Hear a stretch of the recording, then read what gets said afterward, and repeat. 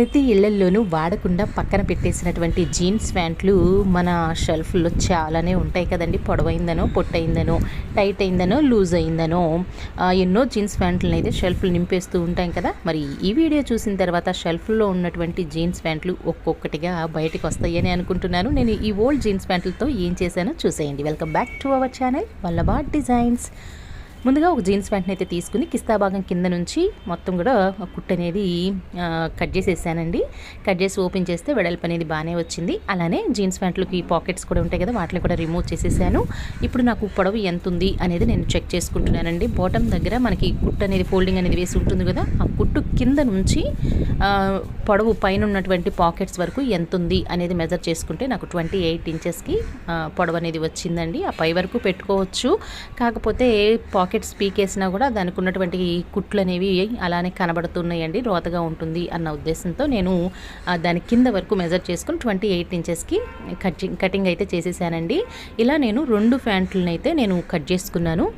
ఈ పాత జీన్స్లతో మా పాపకి ఫ్రాక్ కుడుతున్నానండి. ఇప్పుడైతే ఇలా కట్ చేసుకున్నటువంటివి ముక్కల్ని ఓపెన్గా అట్లా పరుచుకున్నాను. బాటమ్ దగ్గర వచ్చేసరికి వెడల్పు అనేది కొంచెం తక్కువగా ఉంటుంది, అలానే కిస్తా భాగం దగ్గర వెడల్పు అనేది కొంచెం ఎక్కువగా ఉంటుంది కదండి. తోకల్లాగా కనబడుతున్నాయి కదా. మరి ఇలానే ఉంటే మనకి ఫ్రాక్ అయితే బాగోదు కాబట్టి నేనేం చేశానంటే స్ట్రైట్గా ఒక లైన్ అనేది కింద బాటమ్ దగ్గర ఎంత వెడల్పు ఉందో అలానే స్ట్రైట్గా ఒక లైన్ అనేది డ్రా చేసుకుని, వీడియోలో చూపిస్తున్నాను చూడండి, ఇలా ఒక లైన్ అనేది డ్రా చేసుకుని ఆ ఎక్స్ట్రా తోకల్లా ఉన్నటువంటి పార్ట్ ఏదైతే ఉందో దాన్ని అయితే కట్ చేస్తాను. ఇలానే నేను తీసుకున్నటువంటి 2 ప్యాంట్లకి కూడా కలిపి మనకి 4 పార్ట్స్ అనేవి వస్తాయి. నేను ఒక ప్యాంటును వచ్చేసరికి ఫ్రంట్ పార్ట్ కోసం వాడుతున్నానండి, అంటే ఫ్రంట్ బాటమ్ కోసం. ఒకటి వచ్చేసరికి బ్యాక్ బాటమ్ కోసం వాడుతున్నాను. ఇలా 2 ప్యాంట్లని కట్ చేసుకున్నాక 4 పార్ట్స్ ఉన్నాయి కదండి.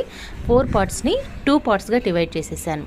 ఒక్కొక్క దాన్ని ఒకదాని మీద ఒకటి పెట్టేసేసుకుని 2 పార్ట్స్ అని చెప్పాను కదా, ఒక ప్యాంట్ ముక్క మీద ఇంకొక ప్యాంట్ ముక్క అయితే పెట్టేసేసి నేను స్టిచ్ అనేది వేసుకుంటున్నానండి. కరెక్ట్గా నేను ఈ ప్రాసెస్ అంతా చేసుకుని మిషన్ అనేది స్టార్ట్ చేద్దాం అనుకునే టైంకి మిషన్ అయితే కొంచెం రిపేర్ అనేది వచ్చి కుట్టు పడట్లేదండి.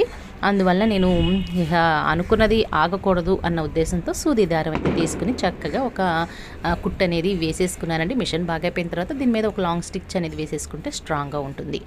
మిషనే ఉండాలి అని ఏమీ లేదండి, సూది దారంతో కుట్టడం వస్తే మనం చేతితో కూడా కొంచెం టైం పడుతుంది అంతే కదండి, కుట్టుకోవచ్చు. చూస్తున్నారు కదా, ఈ విధంగా నేను సూది దారంతోనే ఆల్మోస్ట్ ఈ ఫ్రాక్ అంతా కూడా 85% నేను చేతితోనే కుట్టుకున్నానండి. ఈ విధంగా నేను 2 పార్ట్స్ని కూడా అటాచ్ చేసేసి పెట్టుకున్నాను. ఒక పార్టు బ్యాక్కి, ఒక పార్టు ఫ్రంట్కి.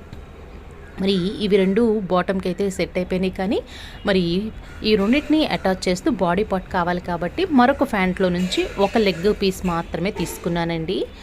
చూస్తున్నారు కదా, ఈ విధంగా తీసుకున్నాను. ఇప్పుడు నాకు బాడీ పార్ట్కి వచ్చేసరికి వెడల్పు అంటే చెస్ట్ భాగం దగ్గరకు వచ్చేసరికి నాకు 30 ఇంచెస్కి అయితే కావాలి. అలానే పొడవు, బాడీ పార్ట్ పొడవు వచ్చేసరికి 8 ఇంచెస్కి అయితే కావాలి. ఇవి ఖర్చుతో కలిపేనండి. ఈ క్లాత్ అనేది నాకు 30 ఇంచెస్కి అయితే లేదు. అలానే ఏం చేస్తానంటే ఈ కట్ చేసుకున్న పీస్ మధ్యలో ఒక లైన్ అనేది వచ్చింది కాబట్టి డైరెక్ట్గా ఇది బాడీ పార్ట్ కింద అటాచ్ చేసినా కూడా ఆ కుట్టు అనేది మధ్యలోకి వచ్చి బాడీ పార్ట్ మధ్యలోకి వచ్చి రోతగా కనపడిద్ది అన్న ఉద్దేశంతో ఆ కుట్టు ఏదైతే ఉందో ఆ కుట్టు కింద నుంచి 8 ఇంచెస్కి మార్కింగ్ అనేది వేసేసుకున్నానండి. కరెక్ట్గా 8 ఇంచెస్ ఉంది కాబట్టి నాకు ఆ క్లాత్ అయితే సరిపోయింది. అలానే కుట్టు బ్యాక్ సైడ్ వేసుకోవాలి కదండి, దానికి కూడా ఇలా నేను 2 పార్ట్స్ని కూడా ఆ కుట్టు మధ్యలోకి పెట్టుకుని అటు ఇటు కలిపి నేను 2 పార్ట్స్ని అయితే బాడీ పార్ట్స్ కోసం అయితే కట్ చేసుకున్నానండి. ఇలా కట్ చేసుకున్నాన్ని హాఫ్ ఫోల్డింగ్, ఒక్కొక్క పీస్ వచ్చేసరికి 15 ఇంచెస్ అయితే వెడల్పు, 8 ఇంచెస్ అయితే పొడవు అనేది ఉంది. ఇలా ఒకదాని మీద ఒకటి పెట్టుకున్నానండి. ఇప్పుడు నెక్, చంక భాగం అయితే మనం మార్కింగ్ అనేది వేసుకోవాలి. ఈ నెక్కి వచ్చేసరికి ఈ డిజైన్స్ పెట్టుకోవాలి అంటే మనకి జీన్స్ ప్యాంట్ కొంచెం మందంగా ఉంటుంది, కర్వ్ తీయాలన్నా చేయాలన్నా కొంచెం ఇబ్బందిగా ఉంటుంది కాబట్టి సింపుల్గా ఉండేటట్లుగా ఇలా నేను ఫ్రీ హ్యాండ్తో రౌండ్ నెక్ అనేది ఇట్లా మార్కింగ్ అనేది వేసుకున్నాను. అలానే చంక భాగం దగ్గర కూడా షేప్ అనేది ఇచ్చేసుకుని ఒక వేరే క్లాత్ అయితే తీసుకుని నెక్ దగ్గర నేను ఏ డిజైన్ అయితే పెట్టుకున్నానో సేమ్ అలానే క్లాత్ పెట్టి ఒక కుట్టు అనేది కుట్టేసేసుకుని దాన్ని టర్న్ చేసుకుంటున్నానండి. ఇదంతా కూడా నేను చేత్తోనే కుట్టాను, మీకు చూపిస్తున్నాను చూడండి దగ్గరగానే. ఆఖరికి జీన్స్ ప్యాంట్కి ఉన్నటువంటి జిప్పును కూడా పోనివ్వలేదండి, దాన్ని కూడా బ్యాక్ ఓపెన్ కోసమని నేను పిల్లలు వేసుకోవాలన్నా తీసుకోవాలన్నా ఫ్రీగా ఉంటుంది అని ఓపెన్ అయితే ఇట్లా జిప్ అది పెట్టేసేసి పెట్టుకున్నాను. జిప్పును కూడా నేను చేత్తోనే స్టిచ్ చేసుకున్నాను. చూస్తున్నారు కదండి, చేతి కుట్లు అనేవి మీకు కనబడుతూనే ఉన్నాయి కదా. ఇలా నేను బాడీ పార్ట్ అనేది రెడీ చేసుకున్నాక ఆల్రెడీ బాటమ్ పార్ట్ అనేది మనం రెడీ చేసి పెట్టుకున్నాను కదండి. నేను ఇప్పుడు ఏం చేస్తున్నానంటే బాడీని బాటమ్ని రెండింటిని కూడా అటాచ్ చేయడం కోసం మధ్యలో చూపిస్తున్నాను చూడండి వీడియోలో, ఇలా చిన్న చిన్న ప్రిల్స్ వచ్చేలాగా పెట్టుకుంటున్నానండి.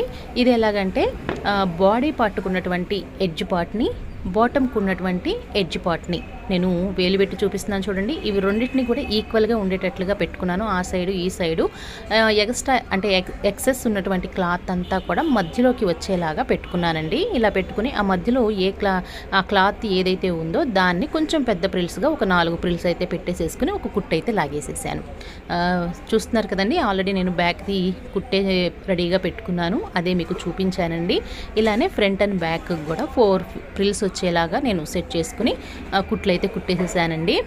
ఇలా షేప్ అనేది ఇలా ఉంది. ఇంకా సైడ్ జాయింట్స్ కింద బాటమ్ దగ్గర కొంచెం ఫోల్డింగ్ చేసేసి కుట్టుకున్నామంటే ఆల్మోస్ట్ ఫ్రాక్ అనేది రెడీ అయిపోయిద్ది.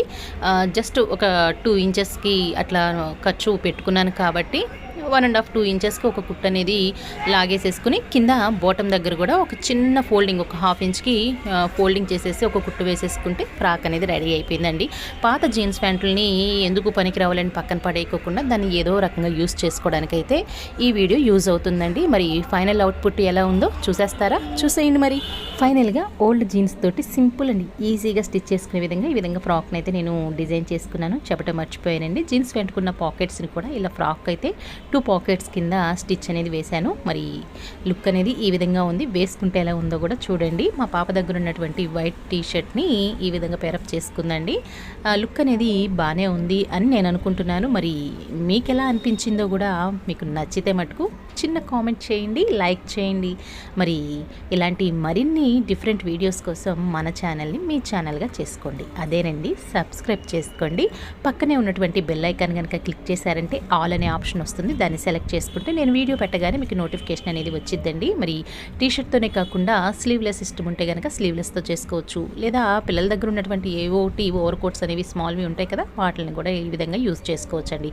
మరి ఈ ఐడియా మీకు నచ్చిందా? నచ్చితే ఒక చిన్న కామెంట్ చేసి నన్ను ఎంకరేజ్ చేయండి. Thank you.